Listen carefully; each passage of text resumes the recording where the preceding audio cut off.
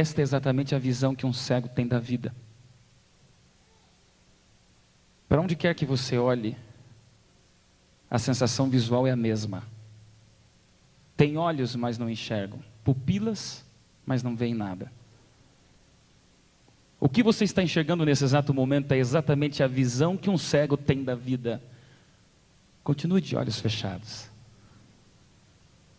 Quando foi a última vez que você agradeceu a Deus por enxergar? Um cego é assim. O nada, a escuridão, apenas sensações táteis, jamais visuais. Abra seus olhos. Nas minhas mãos, eu tenho algo preciosíssimo. Uma vassoura. Uma vassoura como muitas outras que as crianças gostam de brincar, mas essa vassoura é especial. Comprei alguns anos atrás, quando ainda morava em Curitiba, de um homem chamado Senhor Valdivino, 35 anos, que um dia bateu lá na nossa casa, quando morava com meus pais, e por acaso eu estava descendo do apartamento, e naquele momento encontrei o Senhor Valdivino, que vendia vassouras. Cobrou caro por essa vassourinha, paguei na época R$ 35 por ela. Mas ele tinha um diferencial. Ele dizia que cobrava esse preço por uma razão. Seu Valdivino, cego de nascença, nunca vira o resultado da sua própria obra de arte, do seu esforço. E nessa época eu estava estudando um pouco esse sermão de hoje. Quando eu encontrei o seu Valdivino, 35 anos, que mora em Vila Perneta, cidade de Pinhais, bem grudadinho em Curitiba, eu perguntei para ele: Senhor Valdivino, vamos conversar um pouco, você é cego? E ele me disse: cego de nascença. Então eu comecei a perguntar para ele: Senhor Valdivino, qual é a sensação de você ouvir as pessoas falarem em vermelho? Ele disse: vermelho, apenas eu sei que é cor de sangue. E para você, seu Valdivino, o que é o branco? Ele disse: para mim o branco, não sei, mas dizem por aí que suja muito. Senhor Valdivino, uma criança que nasceu cega. Perguntei: memórias, como é que você reconhece as pessoas? Ele disse: apenas pelos relevos e sensações que eu tenho em minhas mãos. Nunca vira um rosto, como é que vai se lembrar dele? Senhor Valdivino, nunca vira um pôr do sol, como é que vai saber a beleza? Nunca vira preto, vermelho, branco, azul, como é que vai imaginar cores? A visão de um cego de nascença é muito estranha, porque um cego de nascença não tem lembranças visuais. Na sua memória, no HD do seu cérebro, não existe uma imagem JPG. Nada mais, apenas sensações táteis. Apenas sensações físicas, aquilo que ele encosta. Foi assim que eu conheci o Senhor Valdivino, e venha comigo hoje, porque você vai ver comigo o drama da vida cristã.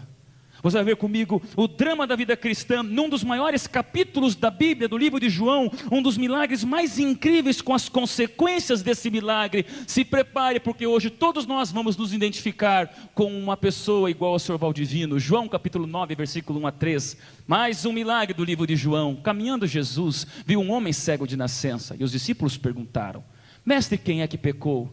Este ou seus pais, para que nascesse cego? Respondeu Jesus: nem ele nem seus pais, mas foi para que se manifestem nele as obras de Deus. E enquanto estou no mundo, eu sou a luz do mundo. Festa dos tabernáculos era um momento de gente feliz. Festa dos tabernáculos, o povo de Israel comemorava grandes vitórias. Na festa dos tabernáculos era costume as pessoas saírem de suas casas e montarem tendas à beira do caminho, para que relembrassem do seu momento de vida lá no Êxodo, quando o povo de Israel jornadeava pelo deserto. Jesus estava em Jerusalém, e agora as multidões acompanham Jesus. Jesus fizera tantas coisas que agora as multidões estão onde Jesus está. E Jesus passa perto do templo, e de repente ele encontra uma pessoa. Na época mais feliz de Jerusalém, encontra uma pessoa tremendamente infeliz. Ah, meus jovens, estamos numa semana de milagres. Você viu comigo sábado passado sobre a alegria, Jesus transformar água em vinho para lhe dar uma lição. Se na tua vida as coisas vão de mal a pior, quando Deus chega, Ele sempre dá o que tem de melhor. Daí você foi comigo segunda-feira ao tanque de Betesda e viu um homem que voltou a sonhar, porque o mais gostoso do sonho não é quando você acorda, mas quando através de Jesus este sonho se transforma numa realidade. Então um pai incrédulo quase vê seu filho morrendo por causa da falta de fé. E você viu comigo a cura daquele filho de oficial. Para lhe dar uma outra lição, o jovem de Tatuí no século 21 talvez não precise de mais fé. Talvez nós estejamos precisando do quê? Uma fé mais profunda, que não dependa de ver para crer. Então Jesus pega aquele lanche daquele pequeno desbravador, 5 pães e 2 peixes, e alimenta mais de 10.000 pessoas, para lhe dar a lição do serviço. Deus multiplica os pães, mas somos nós quem ajudamos a distribuir. E ontem, quantos jovens vieram aqui à frente pedir perdão? Quantos jovens vieram à frente para pararem de duvidar? Porque você soube comigo, vendo Pedro, que depois de tantas fases naquela tarde e noite, duvidou e voltou para o barco com Jesus. Porque, meus queridos jovens, se você confia apenas em Deus, tenha Deus e tudo mais, mas se você confia em Deus e em mais alguma coisa, termina o quê? Sem Deus e sem nada mais. Não divida Deus com mais nada. E agora, o que vai acontecer nessa noite? Jesus passa ao lado de um homem diferente. Naqueles tempos bíblicos, queridos jovens, se você nascesse com um defeito físico, você seria encarado como um amaldiçoado. Ser um cego já era uma maldição. Ser um cego de nascença era uma maldição maior ainda. Só que agora ser um cego de nascença e mendigo era a pior de todas as maldições. Coitado, mendigo, pedindo esmolas, à beira de um caminho, implorando: por favor, me ajudem, porque eu nunca enxerguei nada, não sei o que é o branco, não sei o que é o vermelho, não tenho uma imagem visual, me ajudem para tentar sobreviver nessa vida que eu já nasci amaldiçoado. Fariseus chegaram perto de Jesus, discípulos encostaram em Cristo e perguntaram: Senhor, se a gente tem alguns defeitos físicos por causa de consequência de pecados, como eles criam, quem é que pecou? Um cego com 10 anos talvez tenha pecado até os 10 anos e merecesse ser cego. Um leproso com 30 anos, talvez aos 30 anos fosse a consequência de uma vida devassa. Agora, quando uma criança já sai do útero da mãe cega, como é que ela pecou inútero? Como é que ela pecou na barriga da própria mãe? A pergunta que foi feita foi para Jesus responder a pergunta que todos nós fazemos: por que sofremos, Senhor? É fácil você entender o sofrimento de um jovem quando ele fez por merecer. Agora, não é fácil você compreender uma cegueira de nascença quando a pessoa não teve nem tempo de pecar e já nasceu com a consequência do pecado na pele. Incrível, queridos jovens. O pecado fez coisas absurdas conosco. O pecado nos tirou dos planos de Deus. O pecado nos deixou trancafiados num montão de perguntas sem respostas. E às vezes você talvez esteja na pele, esteja com sua pele em algum problema ou consequência que você não semeou. É o pecado. Sabe o que o pecado faz? Conta-se uma história de um grande cientista chamado John Johnson, da Universidade de Harvard. Ele estava fazendo a sua tese doutoral e escolheu, esse grande biólogo, as formigas, pequenos seres para estudar. E ele começou a perceber um hábito diferente das formigas que em qualquer lugar do mundo você encontra. As formigas, quando uma formiga morre, elas levam um certo tempo para perceber que a formiga morreu. E de repente as formigas notam a falecida. Então tiram o corpo da formiga e levam do formigueiro para o cemitério, para um lugar longe do formigueiro. Esse é o hábito das formigas. Esse biólogo foi tentar estudar mais profundo. Por que as formigas fazem isso? Começou a perceber os hábitos das formigas. E sabe o que esse biólogo de Harvard conseguiu fazer? Descobrir que a formiga, quando morre, exala um cheiro que ele definiu como sendo ácido oleico. As formigas não percebem uma morta pelo que veem. As formigas percebem pelo cheiro que sentem. E ele definiu que este ácido oleico era exatamente aquela substância que uma formiga morta exala, e quando elas estão sentindo o cheiro, percebem que ela morreu. Sabe o que esse cientista começou a fazer? Algumas experiências. Talvez você faria o mesmo. Pegou o ácido oleico, conseguiu multiplicar em laboratório, pegou o ácido oleico e passou em cima de um grãozinho de arroz e jogou dentro do formigueiro. Imediatamente as formigas pararam tudo que estavam fazendo, pegaram aquele grãozinho de arroz, colocaram sobre as costas e saíram em procissão para sepultar aquele grãozinho de arroz. Então aquele cientista fez outros testes, pegando, por exemplo, folhas. E as formigas imediatamente, não interessa o que seja, pegavam as folhinhas e levavam para o cemitério. Sabe o que o cientista então fez? Pegou uma formiguinha viva e discretamente, sem perceber, besuntou-a com ácido oleico. E a formiguinha voltou para o formigueiro, feliz da vida. Quando chegou no formigueiro, você já imagina, para tudo, ela se esperneia, ela grita, ela berra, ela diz, por favor, eu estou viva, não interessa. As formigas religiosamente pegam o corpo vivo da formiga e levam para longe do formigueiro. Só depois da formiga se lavar que ela podia voltar para o formigueiro, porque o ácido oleico é mais forte do que a visibilidade de que você está vivo. Jovens, será que nós não temos alguma semelhança com a formiga? O pecado faz isso, mesmo vivos carregamos uma mancha de morte. Mesmo vivos eu vejo alguns jovens cuja consequência da vida talvez não seja das melhores. Quem é que pecou, Senhor? Por que nascemos entre Gênesis e Apocalipse? Por que estamos entre Gênesis 1 e 2 e Apocalipse 21 e 22? Jesus não fez um tratado sobre dor. Nesse milagre Jesus não para discutir o sofrimento. Sabe o que ele faz? Desconversa a pergunta para entrar num outro assunto muito mais sério. Deus não provoca o sofrimento como se fosse um tirano, portanto não se preocupe, porque isto não vem de Deus. Só que então Jesus olha para aquele cego, olha para os discípulos e diz, enquanto eu estou no mundo, eu sou o quê? A luz do mundo. Agora, essa declaração deixou os discípulos apavorados. Até então, Jesus tinha feito inúmeros milagres, mas agora Jesus não responde a pergunta sobre sofrimento, mas faz uma autodeclaração que até então os fariseus não tinham ouvido.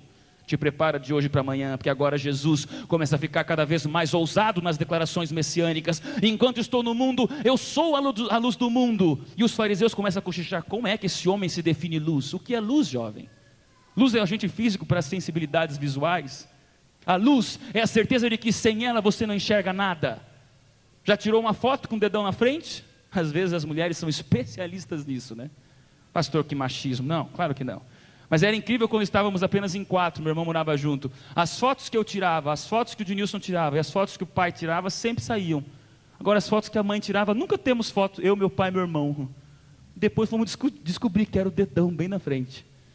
Por quê? Se não entra luz, não impressiona a película. Se não impressiona a película, não tem foto. Você não consegue filmar, não consegue fotografar, não consegue enxergar, como no começo desse sermão, a não ser que haja uma energia chamada luz.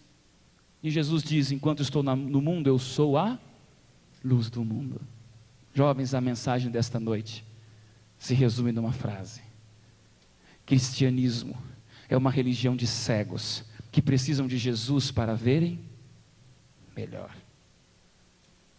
Quando Jesus falou que era luz, os fariseus se olharam, os escribas, os saduceus. Pedro, agora confia, não duvida mais, mas também ficou um pouquinho com medo, porque pensou que a ousadia do mestre se definir luz, quer dizer que se você é luz, sem você não enxergamos nada. Se você é luz, sem você estamos na escuridão. Se você é luz, sem você, cegueira total. E agora Jesus diz, eu sou a luz do mundo. Sabe o que acontece então? Todos estão num burburinho, questionando a definição de Jesus. Ele faz algo que estarrece mais ainda toda a multidão. Vem comigo, João 9, 6 e 7. Dito isto, cuspiu na terra e tendo feito lodo com a saliva, aplicou aos olhos do cego, dizendo-lhe, vai e lava-te no tanque de Siloé. Ele foi, lavou-se e voltou vendo. Jovens, agora imagine aquela situação. Jesus, que disse que era luz, de repente Jesus se ajoelha no chão. Não sei como ele fez, mas ele fez algo mais ou menos assim. Os discípulos todos assim, olhando. Os escribas sussurrando, criticando. Um silêncio total na multidão. Aquele cego apenas ouviu que alguém se definiu luz, não entende nada do que está acontecendo, apenas chacoalha seu pratinho pedindo esmolas, mas é um silêncio mortal, porque alguém se agacha, cachos de cabelo de Cristo sobre a sua face. Ele cospe no chão. Isso faz todo mundo achar muito estranho, mas Jesus cospe no chão. E o que acontece, queridos jovens? Cristo então começa a fazer lama com aquela saliva. E o que acontece depois, jovens? A lama é colocada nos olhos daquele cego. Dos olhos daquele cego, Jesus dá uma ordem, agora vai, lava-te no tanque de Siloé. E aquele cego faz o quê? Ele foi. Não entendeu nada, mas foi. Quando chegou no tanque de Siloé, tateando pelo escuro, tentando se encontrar, as pessoas o acompanhando, e nesse momento ele vai ao tanque de Siloé, onde as mulheres lavavam roupas, onde crianças brincavam. Aquele cego nunca ouvira alguém dar uma ordem assim, mas alguma coisa lhe diria: vale a pena obedecer. E ele foi, e começa a lavar. Estava sujo o seu olho, não pense que era uma coisa limpa. Era estranho, era lama com saliva nos seus olhos, e ele começa a lavar, enquanto vão caindo as escamas de terra, de lama, na água. O que ele vai sentindo, juventude, pela primeira vez em dezenas de anos? Uma sensação estranha, algo lhe incomoda mais do que areia, e ele começa a olhar para um lado, e esse algo que lhe incomoda mexe enquanto ele olha para o outro lado. O que é isso? Meus irmãos, o que era isso senão, pela primeira vez, aquele jovem começando a enxergar. Cristianismo é uma religião de cegos que precisam de Jesus para verem melhor.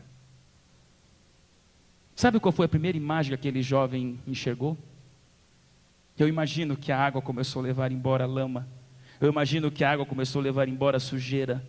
E agora aquele cego começa a gritar, começa a implorar: gente, o que está acontecendo? Eu estou vendo pela primeira vez, o que está acontecendo? Eu estou enxergando. E eu posso imaginar os gritos de alegria daquele homem que pela primeira vez vê o quê? No reflexo do espelho da água, o seu próprio rosto. Ele não viu Jesus nesse milagre, como em outros cegos. Posso imaginar que o reflexo do seu próprio rosto foi a primeira coisa que ele enxergou, e ele começa a colocar mão no rosto, mão na água, e perceber que há uma reação, há uma relação de movimento. Quer dizer que esta figura que está aparecendo na água é o meu próprio rosto. Um jovem universitário tem que responder 3 perguntas ontológicas: quem sou? De onde vim? Para onde vou? Todos os jovens, mais cedo ou mais tarde, se deparam com essa pergunta: quem eu sou? De onde vim? Para onde vou? Sabe quem responde essa pergunta? Um ex-cego de nascença que começa a ver a sua própria autoimagem, a sua própria significância, a sua própria importância no mundo, quando percebe quem é ele, quem ele é. Jovem, você sabe de onde você veio? Das mãos de Deus. Você sabe quem você é? Um filho de Deus. E você sabe para onde você vai? Para a casa de Deus nos céus, amém? Quem somos, de onde viemos, para onde vamos? Jovens, essas respostas são respondidas por um Jesus que opera milagres. E agora aquele ex-cego começa a pular, aquele ex-cego começa a implorar: gente, observem que eu estou vendo a minha obra-prima, eu estou vendo as minhas vidas, eu estou vendo as minhas mãos, eu estou vendo minhas empolgações, eu estou vendo. E o milagre podia acabar por aqui. Mas eu disse para vocês que hoje o milagre é um pouco diferente. E na palavra de Deus, pela primeira vez, um milagre é colocado com várias reações que até então não tinham acontecido. O milagre podia acabar aqui com um jovem pulando de alegria porque ele tinha sido curado, mas agora começam as reações desse milagre. Algumas lições até aqui. Primeiro, aquele cego só foi curado por quê? Era o quê? Cego. Quer saber uma coisa para você que tem alguma dor, algum sofrimento, alguma luta, jovem?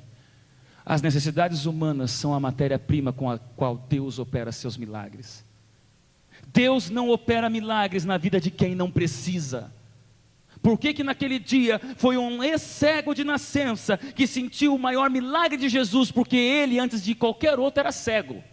E às vezes nós esquecemos de uma regrinha básica: necessidade é igual a poder de Deus. E me preocupa quando olho um jovem e não sente necessidade de Deus.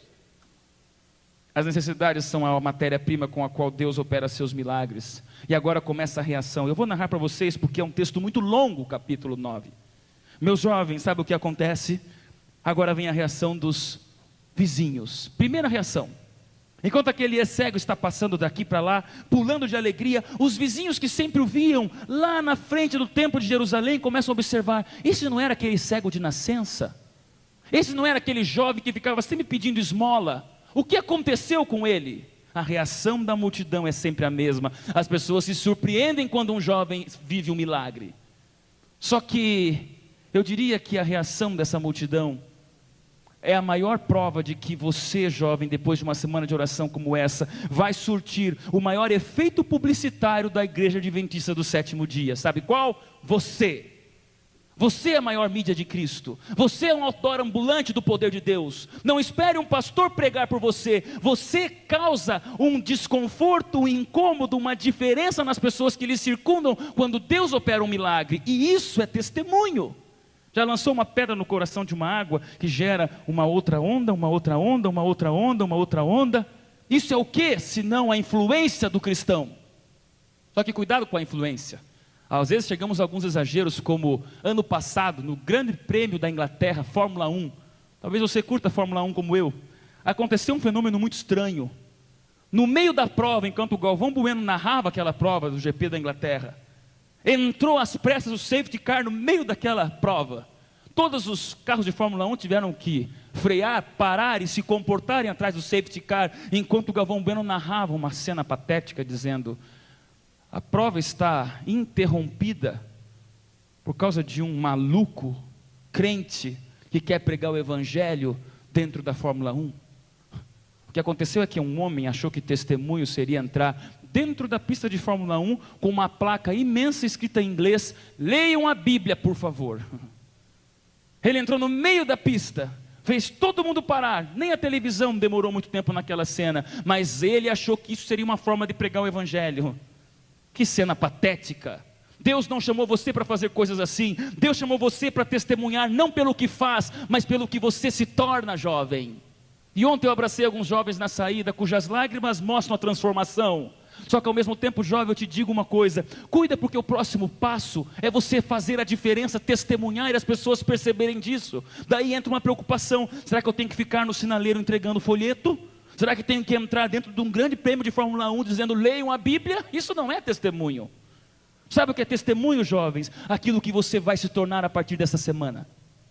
Sem você perceber, você começa a irradiar luz, começa a cheirar o perfume de Deus, começa a mostrar a diferença das pessoas. Nunca me esqueço quando estava com meus pais, uma vez fazendo compras num dos supermercados em Curitiba. Já era marmanjão, estávamos naquelas compras do mês que você enche um montão de carrinhos, né?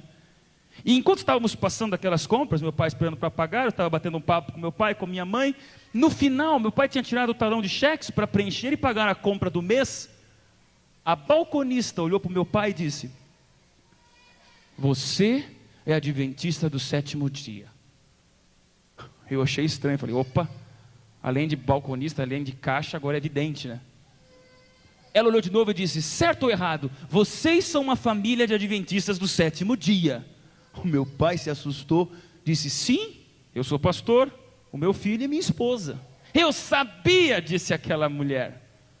E agora todo mundo ficou curioso. Falei: como é que você descobriu? A resposta dela foi simples: apenas eu tenho uma tia que é adventista do 7º dia. E pela quantidade de coisas que vocês estão comprando, é a compra do mês de vocês, certo? Sim. E numa compra como essa, as coisas que eu não encontrei ao passar, as coisas que vocês compraram aqui no caixa, só pode ser compra de um adventista do 7º dia. Amém? Meus irmãos, existem outras denominações, outras pessoas que têm hábitos de saúde como nós, só que naquele momento, mal imaginávamos que a pessoa estava observando as nossas compras para dizer: você é um adventista do 7º dia, porque o que você não comprou prova que você é um cristão, prova que você tem temperança, prova que você é um jovem diferente. Meu querido jovem, não se preocupe com as formas de testemunho, contanto que você esteja tão perto de Jesus, que seja automático aquilo que você irradia para o próximo. Cristão testemunha pelo que se torna, não pelo que faz. Mas além dos vizinhos, chega um outro grupo que me preocupa: o grupo dos doutores da lei. Esse milagre tem muita coisa para a gente discutir. Sabe quem eram os doutores da lei? Os grandes pastores, os grandes líderes, os grandes doutores, os grandes teólogos eram homens chamados fariseus. E agora já queriam a cabeça de Jesus a prêmio.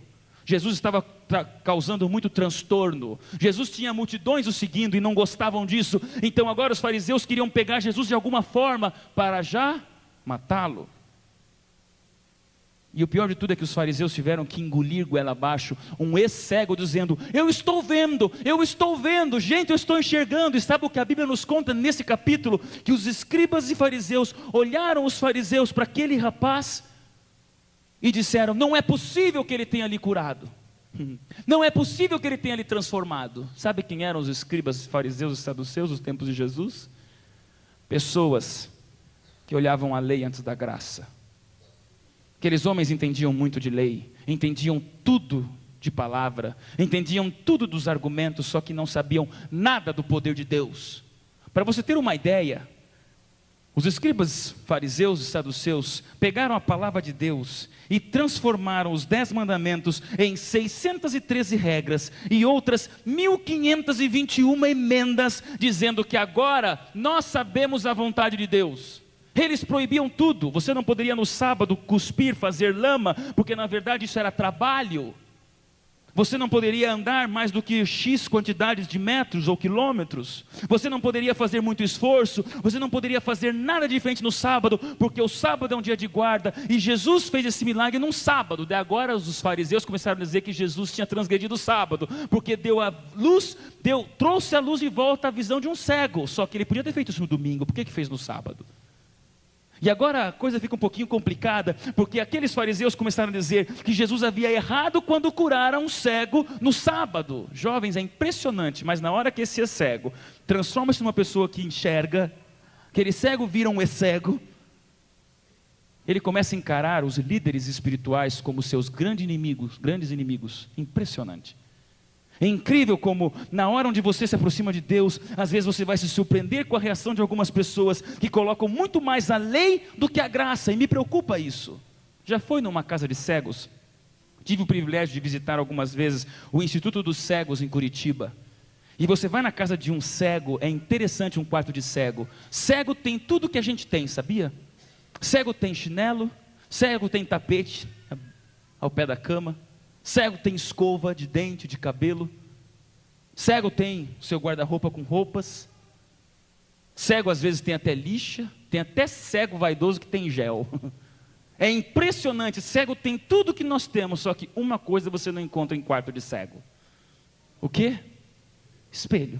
Incrível, você nunca vai ver um espelho em quarto ou casa de cego, porque o que adianta? Os fariseus eram exatamente como os cegos carregando um espelho embaixo do braço. Jovens, não me carregue a lei em forma de espelho se você ainda não teve um milagre da graça de Jesus em você. Eu me preocupo quando algumas pessoas começam a medir as pessoas pelos mandamentos, enquanto nós deveríamos ser medidos pela graça ao pé da cruz. Juventude, impressionante quando naquele momento que ele mais precisava de apoio, os próprios líderes espirituais disseram: mas quem lhe curou transgrediu a lei, será que lhe curou? E a Bíblia nos conta nesse capítulo que os fariseus começaram a falar tanto, que não acreditaram que Jesus pudesse ter condição de fazer esse milagre. Se prepare porque eu vou falar agora. Às vezes, as maiores perseguições poderão vir das pessoas que você mais admira. Às vezes, querido jovem, você não vai poder confiar em ninguém a não ser no próprio Deus.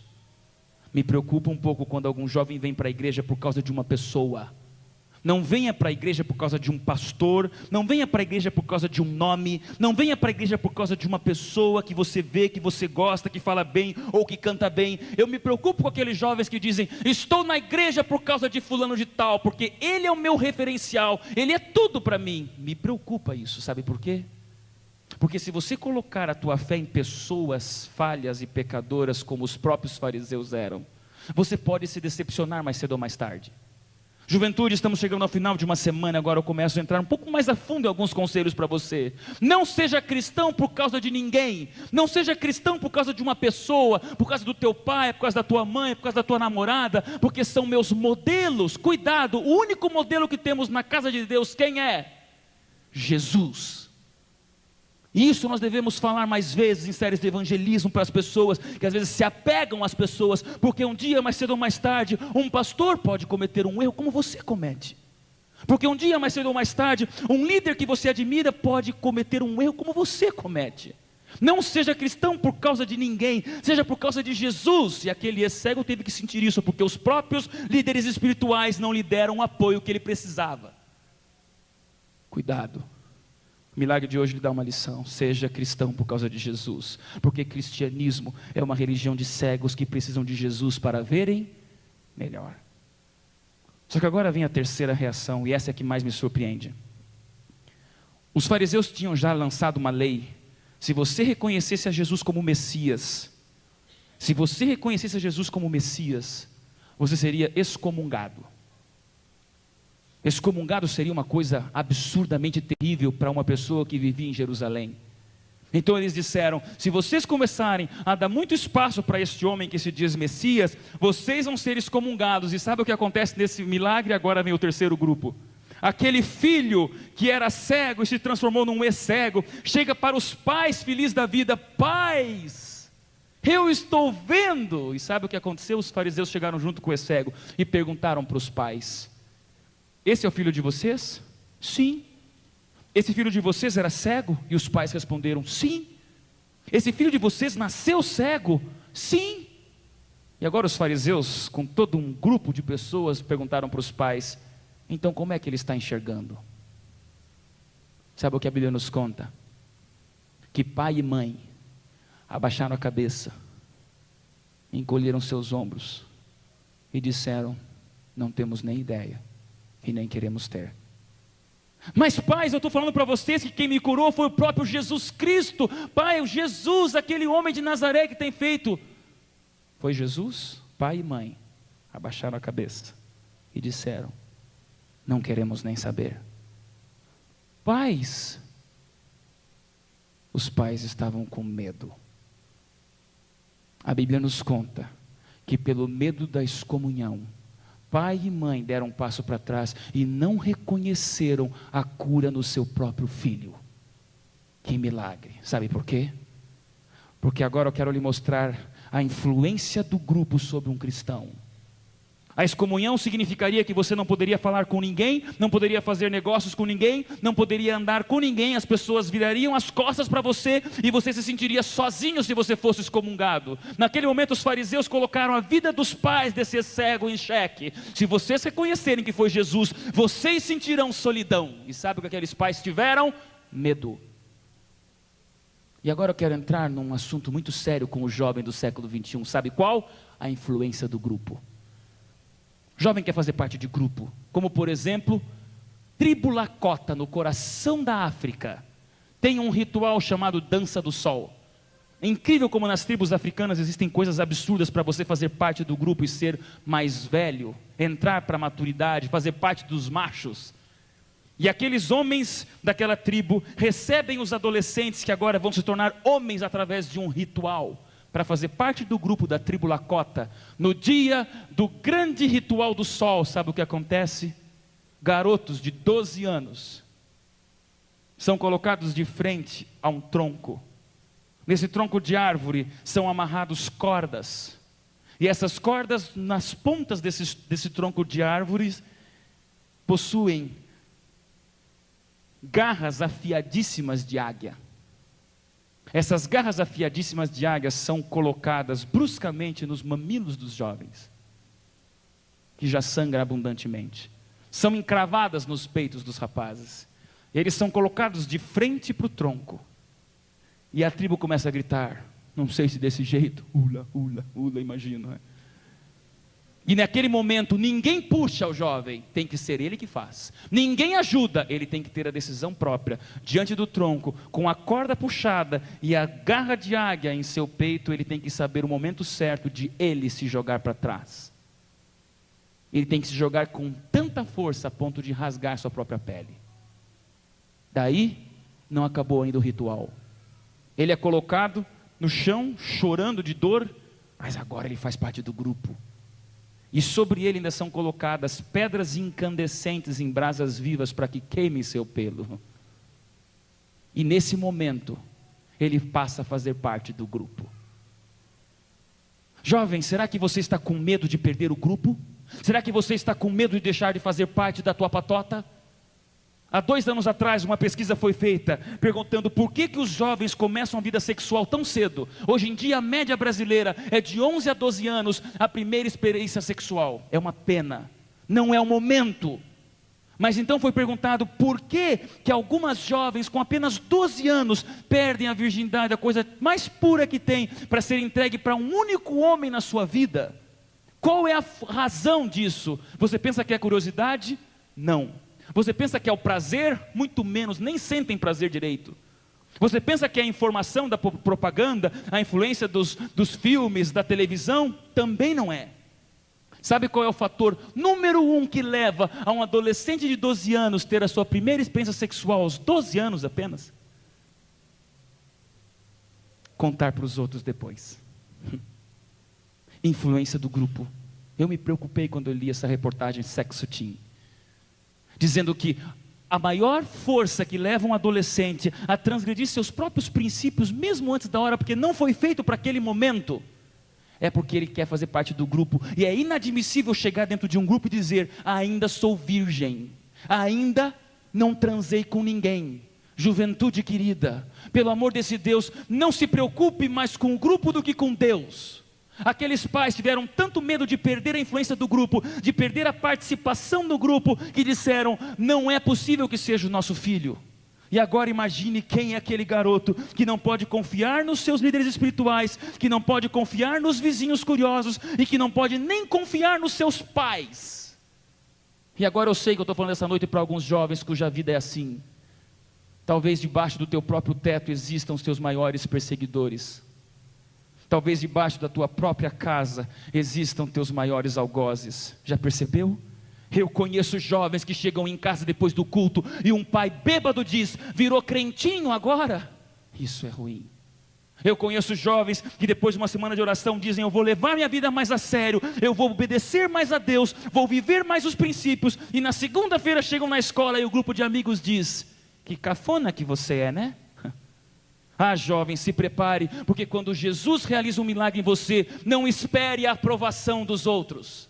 Escuta o que eu vou lhe dizer: não espere a aprovação dos outros quando Jesus realiza um milagre na tua vida, porque o inferno inteiro se revolta e joga todo mundo contra você. É incrível como depois de uma semana de reavivamento, as maiores provações começam. Podem ser seus próprios pais, pode ser o seu próprio cônjuge, pode ser seu próprio filho que zombe de você. Meu querido jovem, nós somos cegos.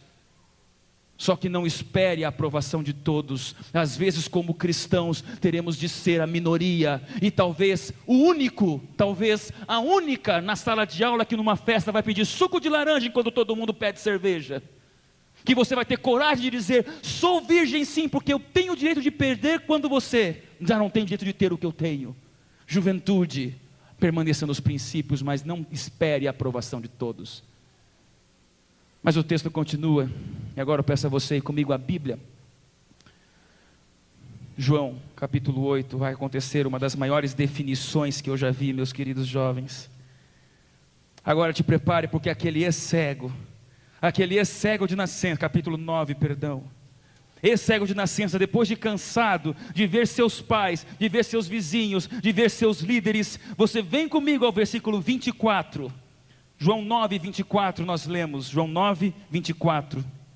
Então chamaram pela segunda vez o homem que fora cego e lhe disseram: dá glória a Deus, porque nós sabemos que este homem é pecador. Jesus, e agora ele responde, versículo 25: se é pecador, eu não sei, mas uma coisa eu sei, eu era cego e agora eu vejo. Jovens, de todos os textos da Bíblia, para mim, esse é um dos mais lindos. Eu era cego e agora vejo. Sabe por quê? Toda uma lição de teologia contida numa única frase. Será que esse Jesus não é o Messias que estão dizendo? Será que ele é transgressor do sábado? Será que meus pais não merecem ser confiados? Será que está todo mundo contra mim? Mas uma coisa eu sei: eu amanheci hoje na escuridão e agora eu estou enxergando. Amém? Ninguém falou amém. E jovens, agora eu quero mostrar para você, nesse milagre, qual é o maior sermão teológico que um jovem pode dar nesse século. Sabe qual? Não são 4 anos de teologia como eu fiz, que talvez você esteja fazendo ou não. Não são 1 bilhão de livros e páginas que você possa ler. Isso tudo nos ajuda a nos aproximarmos de Deus, mas não é o nosso maior sermão. Sabe o que Ellen White fala? Não existe nada mais poderoso para revolucionar a humanidade do que o testemunho da tua própria experiência de conversão. Eu me sentia um pouco assim como você, quando às vezes a gente vem num culto de quarta-feira e vem um irmão ou uma irmã e dá um testemunho estratosférico. Alguém que talvez como Paulo tenha caído do cavalo e ficado 3 dias na escuridão e percebe o sobrenatural e você pensa, mas a minha história não é assim, eu sou filho de servidor, nasci nessa igreja, nunca caí de um cavalo, será que a minha história vale a pena? Já teve essa sensação? Hoje eu prego para muitos filhos de servidores aqui. Eu às vezes olhava algumas histórias fantásticas e pensava, mas eu sou filho de pastor, o máximo que eu dei de trabalho foi conversar demais na sala de aula. Eu nunca me droguei, nunca matei ninguém, não tenho história para contar, será que o meu sermão vale? Jovens queridos, aquele cego resumiu toda a sua história numa única frase: eu não sei sobre a teologia, eu não sei sobre os grandes argumentos, eu não sei sobre as grandes coisas, só que uma coisa eu sei, comigo, hoje eu era cego e agora eu estou vendo, e isso é tudo. Meus jovens, sabe qual é o maior sermão da juventude de Tatuí? A tua própria conversão. Não olhe para o sermão do pastor Odailson, não olhe para o sermão do pastor Dimas, para o sermão do pastor Bulhon, para o sermão de tantos pastores achando, puxa, eles quando falam têm um dom, mas a minha história não é assim. Jovem, a senhora White diz, nada é mais importante do que a tua própria história de conversão. E Deus usa cada história de conversão para uma razão de ser. A minha história é essa e você não tem, é só minha, porque eu não caí do cavalo como Paulo. Mas eu tive grandes começos e recomeços como Pedro. E hoje, como filho de um servidor, Deus tem me usado para falar aos jovens desse Brasil. Por quê? Porque a gente se identifica com um grupo, e você tem uma outra história diferente da minha, e você vai se identificar com um grupo que eu não vou me identificar. Jovem querido, você tem que ter a tua própria história para contar. Qual é? Não adianta os argumentos, não adiantam todas as lógicas filosóficas e proféticas, se você não tem uma história para contar. Qual é a tua história? Qual é a tua história que alguém pode perguntar para você num banco de ônibus e dizer, você é cristão? Não sei. Cadê o pastor? Cadê meu pai? Me ajuda. Qual é a tua história? Você não tem nada dramático? Deus não precisa das coisas dramáticas aos olhos dos homens, porque todas as histórias humanas são dramáticas aos olhos de Deus, amém? Por isso que eu posso pregar você hoje.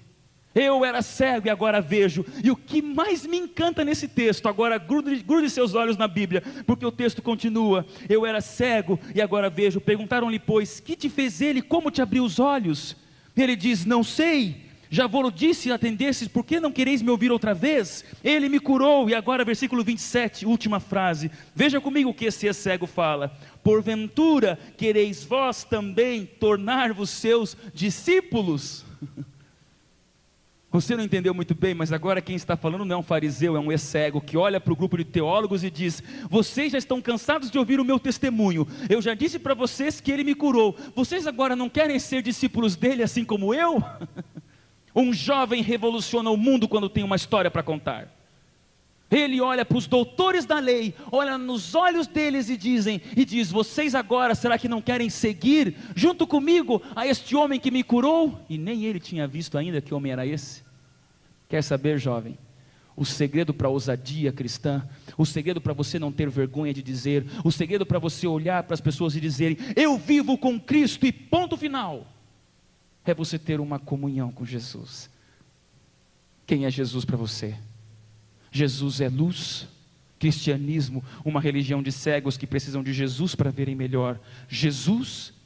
Ou é o teu pai, é o teu pastor, ou são histórias que você conta, ou são argumentos que você tem por aí? Quem é Jesus para você, querida igreja? Qual é a tua história para contar? E agora aquele discípulo olha para as pessoas, aquele ex-cego, olha para os discípulos, para os fariseus e saduceus e diz, vocês não querem seguir Jesus? E agora se prepara porque eles ficam apavorados, vamos ver se estamos mais ou menos na imagem, não está passando. E ele olha por acaso para aqueles homens, e aqueles homens agora dão um passo para trás. dão um passo para trás e começam a fazer algo que aquele ex-cego nunca tinha visto. No dia mais lindo da sua vida, ele olha para os homens da lei, que olham para ele e começam a virar de costas. E a Bíblia nos conta que depois desse ex-cego dizer: vocês querem tornar seus discípulos também? Eles gritam: discípulo dele és tu, nós cremos em Deus. E o expulsaram. Venha comigo ao versículo 34, capítulo 9, versículo 34. Mas eles retrucaram: tu és nascido todo em pecado, e nos ensina a nós? E o expulsaram. Jovem, você nunca vai imaginar aquela cena. Naquele momento, aquele ex-cego, que tinha uma história para contar, percebe a frustração que tinha.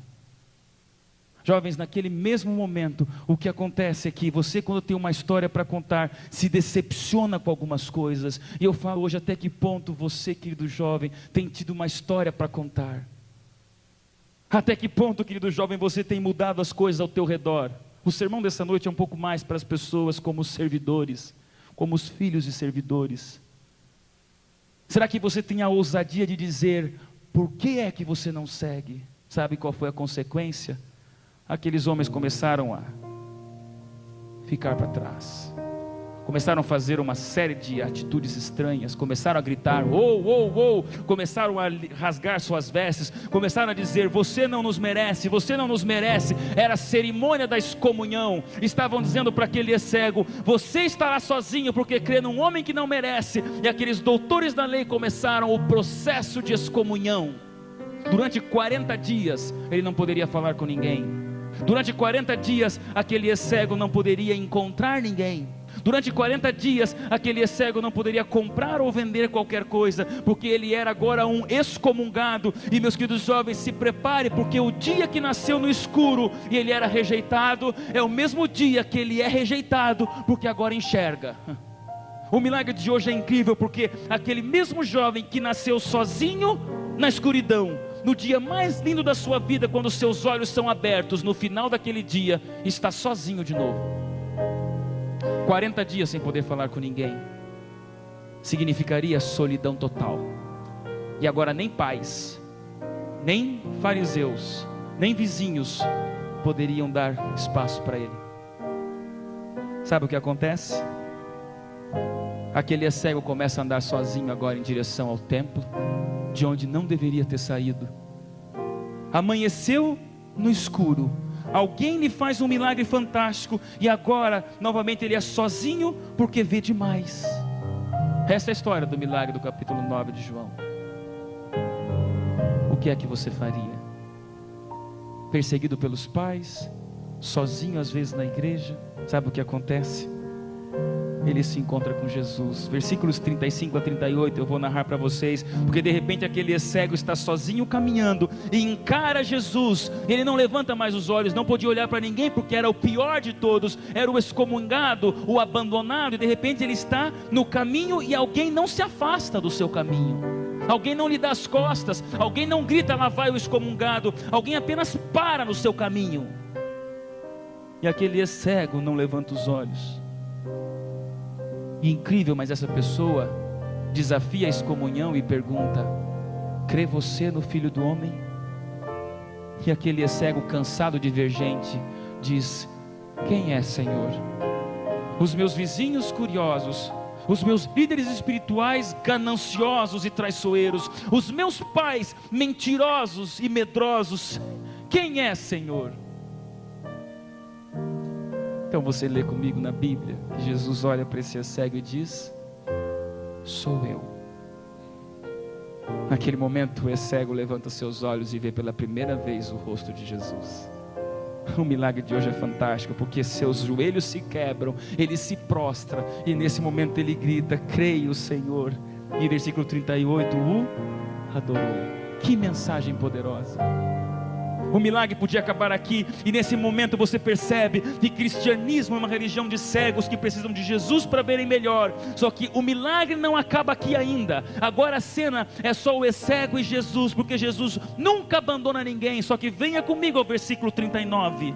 Prosseguiu Jesus: eu vim a este mundo para juízo, a fim de que os que não veem, vejam, e os que veem se tornem cegos. Uma frase fortíssima de Jesus: eu vim para curar os que são cegos e para cegar aqueles que veem. Então, fariseus agora estão juntos com os discípulos, um cutuca o outro, olha para fariseu, para escriba, para saduceu, para os pais, para os vizinhos e pergunta: mas acaso, Senhor, nós que enxergamos somos cegos?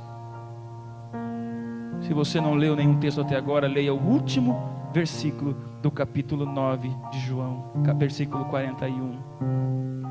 Respondeu-lhes Jesus: se vocês fossem cegos, não teriam pecado algum, mas porque agora vocês dizem, nós vemos, subsiste o quê? O vosso pecado. Jovens, esse é o pecado da visão. Sabe qual é o pecado da visão? O pecado de você achar que vê demais. Um milagre que começa com a história trágica da cegueira de um, termina com um alerta surrealista da cegueira de todos. Jesus agora olha para todos os que vêm e dizem: incrível, mas com um monte de gente cega, o único que volta para casa feliz é o mendigo. Se vocês dissessem que somos cegos, vocês veriam, mas porque vocês dizem que veem, vocês são mais pecadores que os piores mendigos. Que sermão teológico de Cristo! Sabe qual é o pecado da visão? Querido filho de pastor, é você que acha que está salvo por causa do teu sobrenome. Sabe qual é o pecado da visão? É você e eu, queridos líderes, pastores e anciãos dessa igreja, que às vezes achamos que pelo nosso conhecimento já estamos automaticamente salvos. É o pecado da visão. O pecado da visão que Nicodemos tinha quando achava que estava salvo pelo seu conhecimento e inteligência. Era o pecado de Paulo quando estava na estrada, quando Saulo, porque achava que dava conta do recado sozinho. Era o pecado de Pedro quando disse: Senhor, nunca vou te negar, porque eu sou um grande doutor na lei, Senhor, sou um teólogo, que sou um seguidor teu. É o pecado da visão. Sabe qual é o pecado da igreja adventista nos últimos dias nessa terra? É o pecado de acharmos que somos tão bons, que agora damos conta do recado sozinhos. Somos o povo remanescente, ok, então agora eu estou tranquilamente salvo pelo meu conhecimento. Cuidado, queridos filhos e servidores, ninguém nasce na igreja, todo mundo nasce na escuridão. Ninguém tem berço de salvo, todo mundo tem berço de pecador. Eu falo a você porque eu sou um filho de servidor como você, e hoje, querido jovem, eu quero lhe alertar de uma coisa: cuidado para você não achar que automaticamente por causa dos teus pais você está salvo. Cuidado por achar que automaticamente por causa dos teus diplomas você está salvo. Cuidado. Quando Jesus disse: aqueles que são cegos veem, mas aqueles que acham que veem não imaginam o quão cegos estão. Jesus tinha uma mensagem para o povo de Deus no ano 2004. Cuidado para vocês não se acomodarem, cuidado para vocês não se iludirem. E meus jovens, andando hoje por alguns corredores daquela CPB e percebendo como Deus tem usado instituições fantásticas, sabe a única preocupação que eu tive? A mesma quando eu olho no espelho e por ser filho de pastor, acho que eu estou salvo por causa do meu pai. Agradeça a Deus o fato de você ter nascido num lar adventista. Mas nascer num lar adventista não te dá garantia automática de salvação. É uma mensagem dura, mas eu tenho que lhe dar. Ter pais, obreiros, servidores, missionários, anciãos, líderes de igreja, não te torna um adolescente salvo por causa do teu sobrenome ou pelo peso de teus pais. A salvação é de cada um. E naquele dia, todos achavam que viam, mas o único que voltou salvo para casa foi um pobre mendigo. E eu falo isso para vocês por uma única razão. Depois de pregar esse sermão para o senhor Valdivino, ficamos 1h30 conversando depois dele me vender esta vassourinha.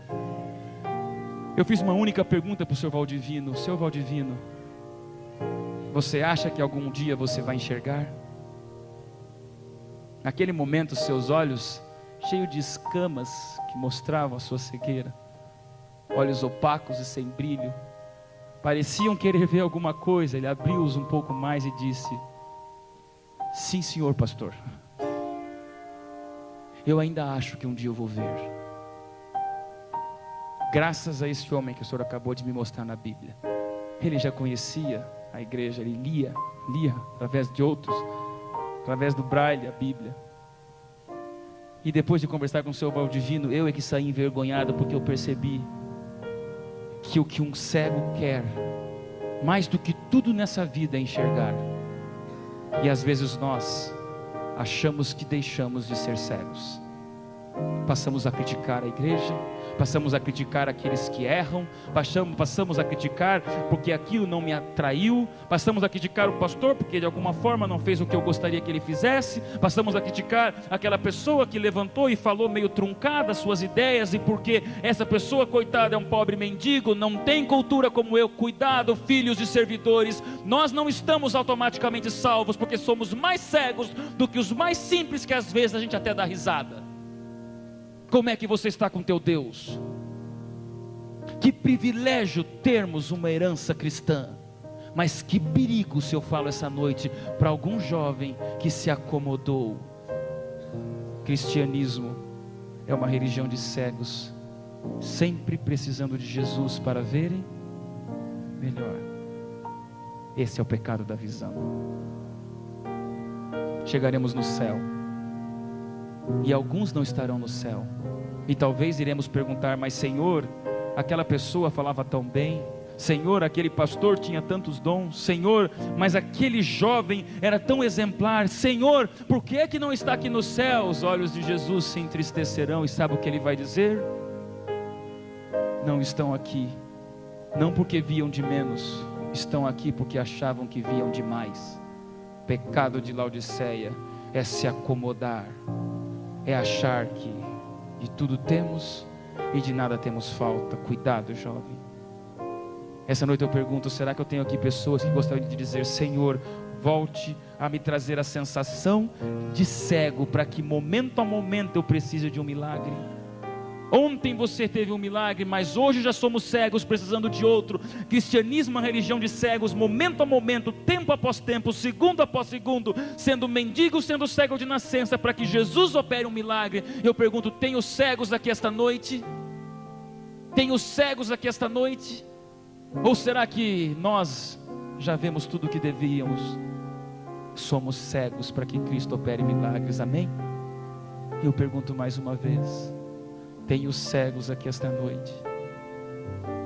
Você vai ouvir uma música, e eu gostaria que enquanto você ouvisse essa música, você avaliasse toda a tua história, talvez de servidor, filho de servidor, um jovem que participa na igreja, que já leu tantos livros de espírito de profecia, estudou tantos trimestres da lição dos jovens, mas às vezes isso vai nos deixando tão confortáveis e acomodados, que a gente acha que se Jesus voltasse agora, estávamos automaticamente salvos. Cuidado. Nós somos cegos como o Senhor Valdivino, nós somos cegos como aquele cego de nascença, somos cegos de um Jesus que pode nos trazer a visão momento a momento, amém? Hoje o apelo vai ser bem diferente. Não vou pedir para você vir aqui à frente, porque para um cego é difícil andar. Não vou pedir para você vir aqui no púlpito, porque para um cego é complicado andar tropeçando. Sabe qual é a posição mais confortável para um cego? Ficar ajoelhado. Se enquanto essa música for cantada, você sentir a necessidade de que Deus te ajude a perceber o quão cegos somos, para percebermos o quão gracioso é o amor de Deus, então coloque-se de joelhos, só você e Deus, porque talvez há muito tempo você está acomodado e confortável, cegos, há muito tempo achando que está tudo certo, cegos, ajoelhados, pedindo a graça e o perdão de Deus, cegos, cegos nos braços de Deus, amém? Se você for cego, coloque-se de joelhos, amém.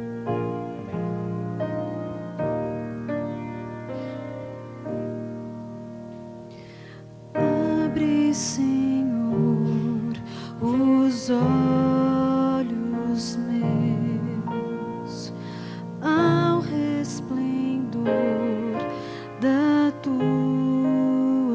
luz, dá-me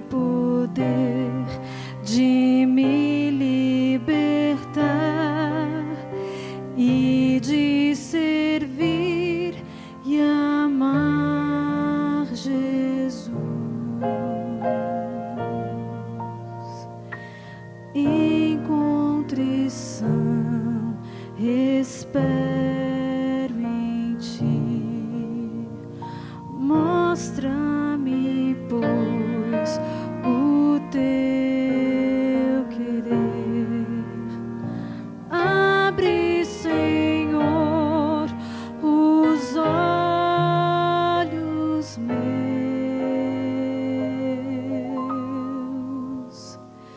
Eu quero ver.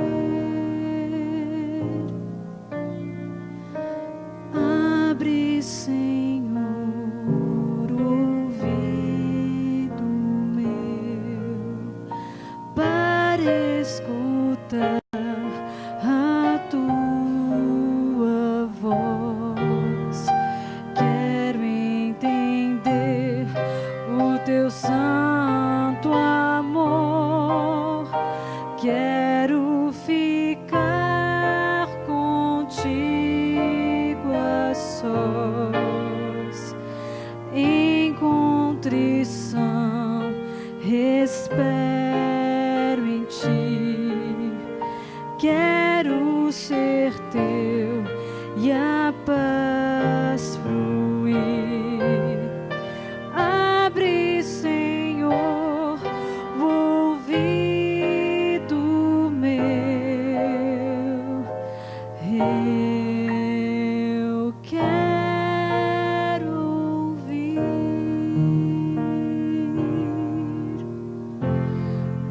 Abre, ó Pai, o coração. Quero sentir o teu calor. Abre-me então a boca também, para eu falar do teu amor. Em contrição, espero em ti. Enche-me o ser com teu amor. Toma-me, enfim, nos braços teus. Oh, meu Senhor.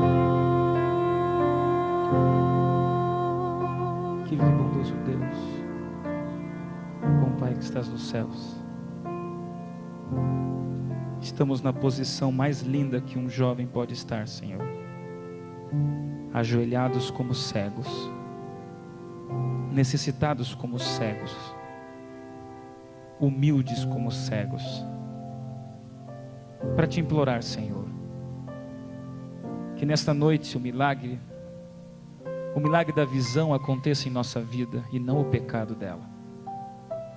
Se talvez existe aqui essa noite algum jovem, algum líder, Senhor, alguma pessoa cuja experiência parece estar automatizando a salvação, meu Deus, que acordemos, que nos despertemos, Senhor, para a percepção de que não passamos de cegos, precisando de Jesus para vermos melhor.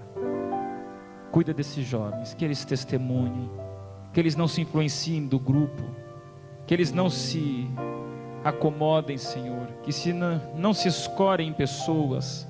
Pelo contrário, que durante esta semana, cada noite uma fisgada, Senhor, do Espírito Santo, esses jovens estejam sendo separados para um futuro eterno.